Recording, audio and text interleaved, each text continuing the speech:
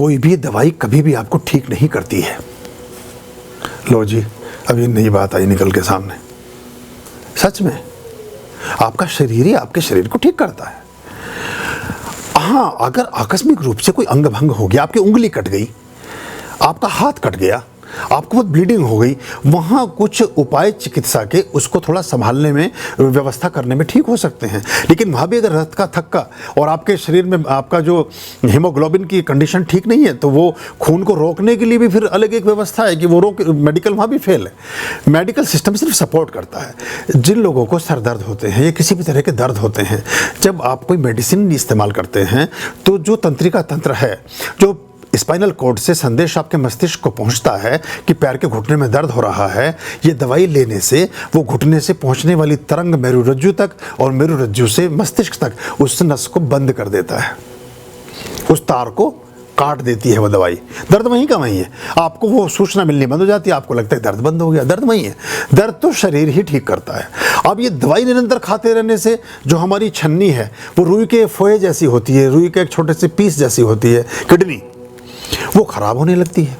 फिर आप खांसेंगे तो आपको यूरिन की हजत होने लगेगी, आपको और तरह की प्रॉब्लम शुरू हो जाएंगे आपके, क्योंकि किडनी अगर अट गई, जैसे चाय छाननी है, अगर वो गंदी है और आपने उसे साफ़ नहीं किया तो चाय को ठीक से कहाँ छानेगी वो, तो हमें बहुत सारे रोग घेरना शुरू कर देते हैं। तो प्राय तो अच्छा तो यही है कि आप नेचुरल सिस्टम में ही रखें, थोड़ा सा वेट एंड वॉच करें, अपनी ईटिंग हैबिट्स को बदल लें, अपनी दिनचर्या को चेंज करने की कोशिश करें।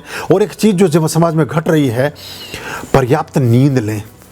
नींद बहुत बड़ी औषधि है, निद्रा से बड़ी कोई चीज़ नहीं है। या देवी सर्वभूतेषु निद्रा रूपेण संस्थिता, नमस्तस्यै नमस्तस्यै नमस्तस्यै नमो नमः। और उससे पहले एक और श्लोक आता है, या देवी सर्वभूतेषु क्षुधा रूपेण संस्थिता।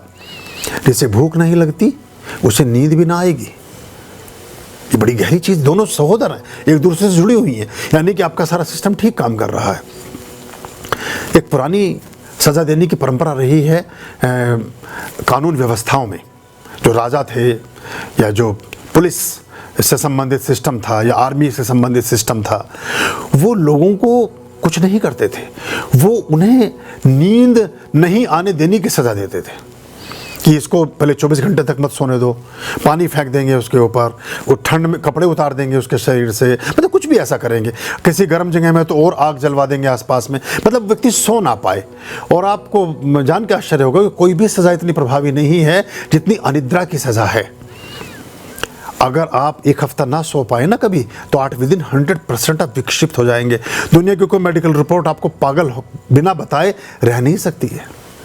अगर आप 8 दिन तक ना सोएं तो वो फिर सच उगलने लगता था आदमी, क्योंकि नींद नहीं है तो पूरा सिस्टम आपका रिपेयरिंग तो हुई नहीं ना, बॉडी ने अपनी ओवरहालिंग तो की नहीं ना, उसका सिस्टम तो ठीक हुआ ही नहीं ना।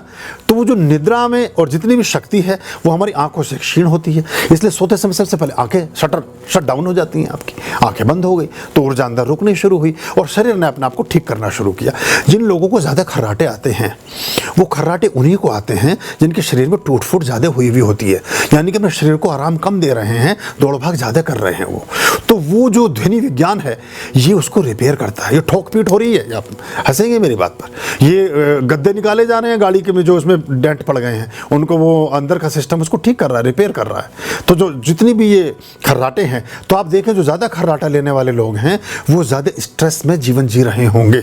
1% अपवाद सब जगह हो सकता है, लेकिन ज़्यादातर बुद्ध जिस करवट लेटते थे उसी करवट उठते थे। ऑटोमेटिक नस से नब्ज से चलने वाली घड़ी ओशो पहनते थे और उनकी घड़ी बंद हो जाती थी।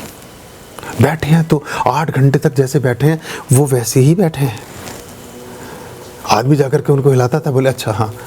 तो इतनी स्थिरता, मतलब आप स्टेचू बन गए, जैसे मूर्तिवत जिसको हम बोलते हैं, जड़वत।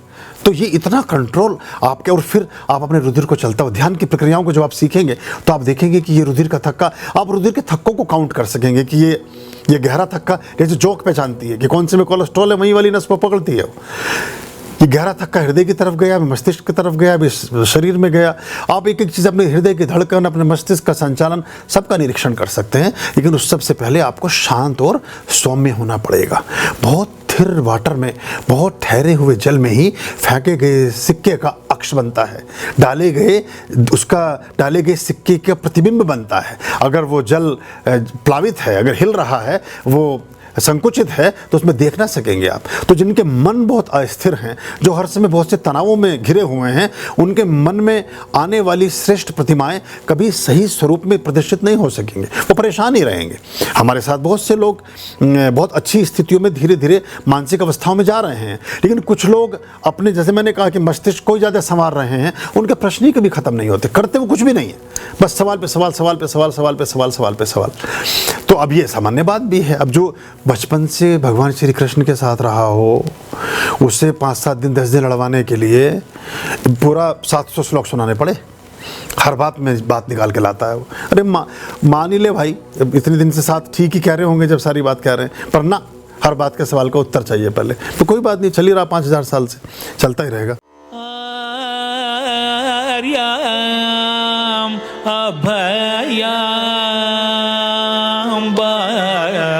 भज